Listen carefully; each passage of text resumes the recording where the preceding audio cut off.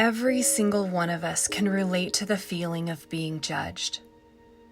And if we are honest, we also know that countless times we have judged others.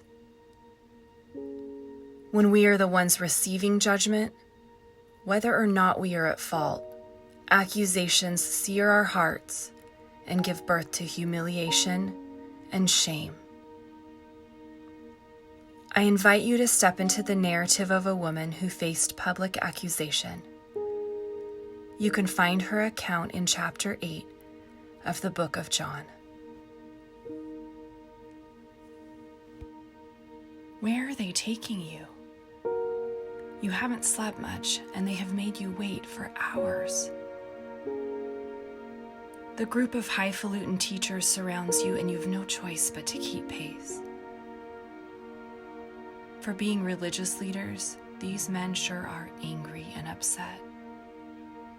Some of them mumble insults under their breath, but they wouldn't dare to look you in the eye. You see the temple up ahead and your heart sinks. So this is it, you think to yourself.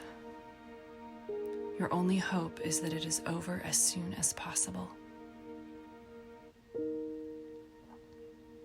The dust cloud left in your wake is like the train of a wedding dress, and yet it is just a rust-colored mirage, and it leaves your mouth dry. This is no celebration day. You swallow hard. Then you see the crowd gathered. It is a large group for so early in the morning. You hear his voice first. Jesus is teaching. Oh, how you would hope to hear him again after that day on the hillside. But not under these conditions. You would give anything to sprout wings and fly away. The men do everything they can not to touch you, but their presence commands your obedience, and they insist that you stand in front of those gathered. They wait for an opening. Jesus pauses. The crowd is silent, and one of the men clears his throat. "Teacher," he says, "this woman was caught in the act of adultery. In the law, Moses commanded us to stone such women. Now, what do you say?" Everyone stares. Wow, you think. This is why they made you wait until morning. You are being used again. It's your humiliation in exchange for their agenda. You shut your eyes tight, willing yourself to endure. There is nothing you can say. You made a bad choice and you got caught. End of story.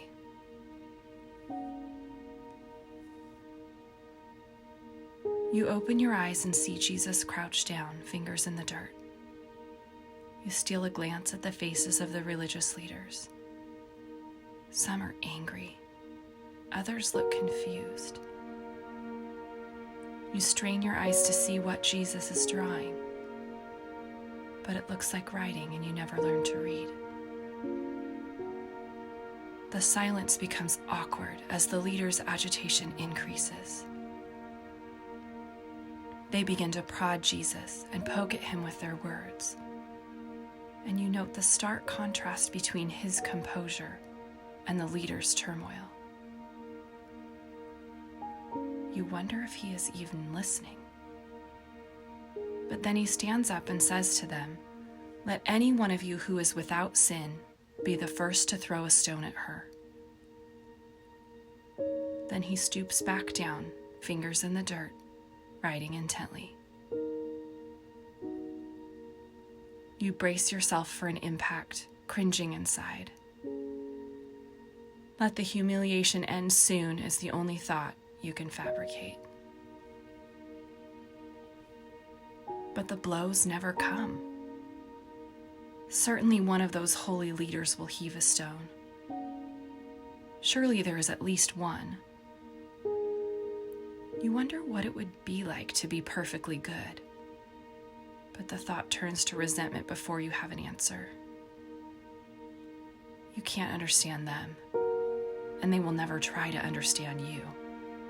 Why even entertain the idea? So you wait. Jesus waits. The crowd waits. The Pharisees wait. No one moves. A tiny flicker flutters across your heart. You have no idea what is going to happen, and that opens the door for just a little bit of hope. You give yourself permission to breathe. Then, to your amazement, the oldest religious leader slowly turns and begins to walk away. You can see his gray hair thinning on top and the stoop of his shoulders. Wow, you think, what did he do? Well, at least you're not the only one who messed up. 2 others, defeated, turn to leave. Then another and another. Surprise spreads across your heart. All of them have sinned? Eventually, the very last man walks away. Jesus is still tracing dirt. You shift from one foot to the other. The crowd is still captivated, and you do not want to be on stage. He stands up and asks, "Woman, where are they? Has no one condemned you?" "No one, sir," you say. "Then neither do I condemn you," Jesus declares. "Go now and leave your life of sin." You are bewildered. Jesus defended you. You let it sink in. Another chance. Undeserved pardon. Love and forgiveness. You turn to walk away from the crowd and from your past. Your new life awaits.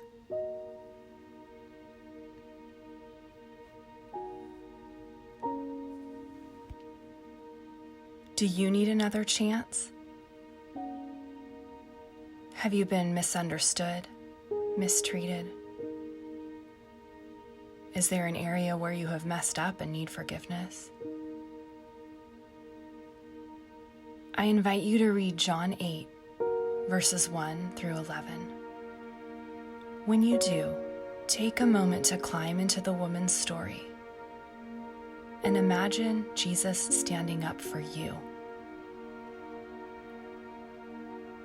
He offers compassion and grace not only to the individuals in the Bible, but to those living today, including you.